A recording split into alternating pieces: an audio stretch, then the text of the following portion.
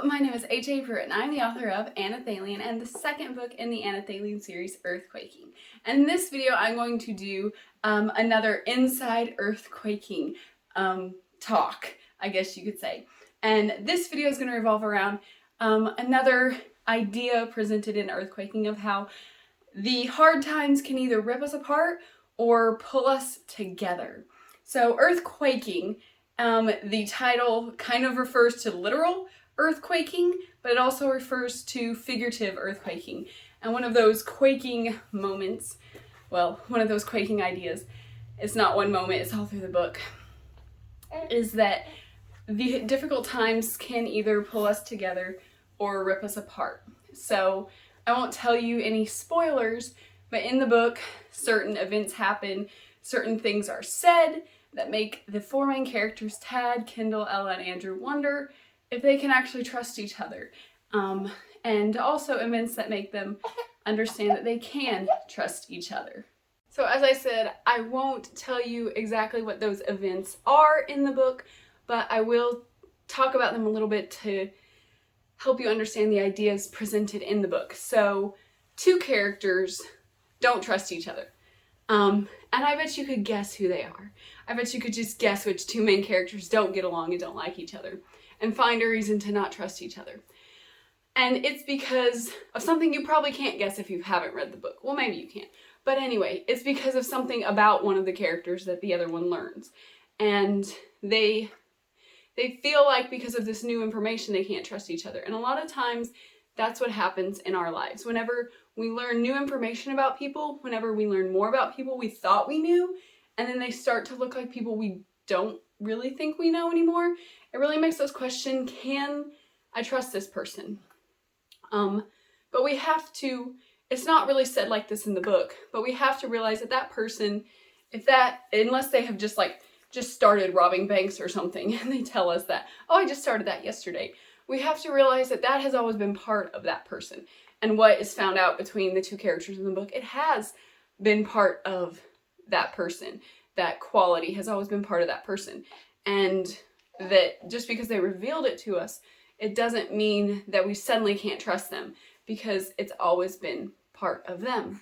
And we have to remember that in our life, because it is really easy when you find out maybe a certain quality about somebody, maybe somebody's background, maybe something that you have a particular slant about, that like if somebody used to do something or still does something that you don't completely agree with, or you find out, like a lot of people have trouble with tattoos and they find out someone has a tattoo and suddenly they look at them differently.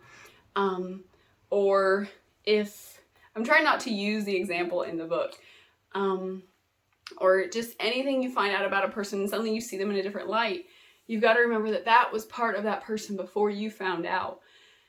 And just because you found out, it doesn't change who that person is. Often it doesn't change their personality. If it's like a sin, that's what it's really easy with, and it's not that in the book. But if it's a sin that we find out suddenly that someone, maybe they have been robbing banks their whole life, but they're our best friend and they're such a great person, and we start looking at them differently, and it's really hard to not just interpose that sin in front of that person and just see he's not sin, but I'm kind of using him as a visual, to just interpose that new face on that person and just see that face instead of that person whenever we look at that person. And we just look at them differently, but they are still the same person. And we've got to remember that, especially with sin, that they are no different, and they're no different than us. Everybody sins. Everybody has those things that we never knew. And if we start just getting like against people and suspicious of people because we find out things about them, we're going to set ourselves up to fall, because we don't have friends and we don't have help. And in the book, it's a good quality, but it's not a quality that people like. So I'll say that. And if we see that those qualities can be good qualities in people that we suddenly find out that we may not necessarily agree with, but suddenly we see it as something helpful and good, then we can move forward in a better way, and we can have a better relationship with them, and we can have a better life. I struggle to think of an example because the one in my book is so big and bright, but maybe I don't know, we find out they used to work a certain job, and maybe they were a lawyer, and we don't like lawyers. But we find out when we accept their qualities of a lawyer, we find out they're very thoughtful, they're very detail-oriented, they're able to construct good arguments and think through things, and we accept those qualities. We can see, wow, just because they're a lawyer doesn't mean I should hate them. So there's a good example that relates to kind of what is in the book. Also, another part of the difficulties can bring us together or tear us apart is in the book, not what you would expect probably. One character saves another character in trouble, and their troubles show this part of the one person that you would never expected from them. And so during our troubles, our friends can come up and show qualities of themselves that we never would have expected. And so when you're going through a hard time and you're having trouble, open up to your friends, have your friends help you, because they may show a side of themselves that you've never seen before, and it may bring you together and may show you just how helpful they are. So have help from people when you have troubles. What else?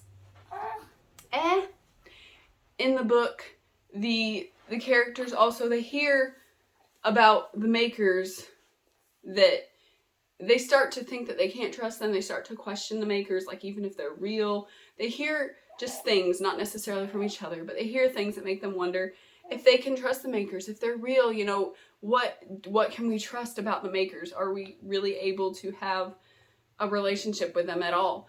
And we hear things in our lives about God, about like, that make us just wonder, is God good? Is God real? Is God trustworthy? And it's the hard times that make us ask those questions. And we don't like to ask those questions. We don't like to go through all that. But when we do, and when we do go through the hard times and do ask those questions, then we start to really understand God more. And in the book, you see the characters start to understand the Maker more. And if they had never had the troubles, then they would have never understood the Maker more. And because of the troubles, they get a deeper relationship with him. And that's why troubles are good in a way. We don't like them, we don't want them. They're not fun, and in a sense, they're bad. But God uses every single trouble in our lives to get us closer to him, to show us more about him, to teach us more about him. And so if we don't have those troubles, then we can get pulled away from God, because a sense of security will start to exist there, a sense of comfort, a sense of, I don't really need God. But when we feel hopeless and helpless and just, we're not sure what to do, when we start asking questions that hard things get us to ask, then we start seeing who God really is. And that's why the troubles can pull us closer to God. And that's what we should do. Whenever you have troubles, it's hard not to be mad at God. It's hard not to feel like he's against you. But instead of dwelling on those feelings, instead of letting yourself stay in that place, go to the place where you're talking to God, asking God why, asking God what's going on, asking God, is there anything good in this? Talk to God, ask God, get closer to him. Even if you're not very happy with him, God's big enough to handle your upset and big enough to help you get to a good place. So get closer to God, and it will turn out for the better. And in the book it does. They start finding out more, and they get closer to the Maker, who is representative of God. And so that's all I'll say, and I'll just let you read it to find out exactly how all of that plays out. It's fun, it's exciting, it's good. You can find Earth Quaking and Anelthalien on Amazon. You can find out more about the books on my website, www.HAPruitt.com. You can read the blurbs, you can look at pictures, you can find other links to videos, you can find all kinds of cool stuff on my website. And do check out the books, because I wrote these because God wanted me to write these, because God wants to get his message about himself out there. And so they're really at the core about him. But on the surface, they're fun. Did you just... Okay. On the surface, they're fun adventures. So that is all I'll say in this video. Thank you very much for watching. Please like, please subscribe, please comment, even if it's just about Eldon being in the video. And thank you for watching. Bye.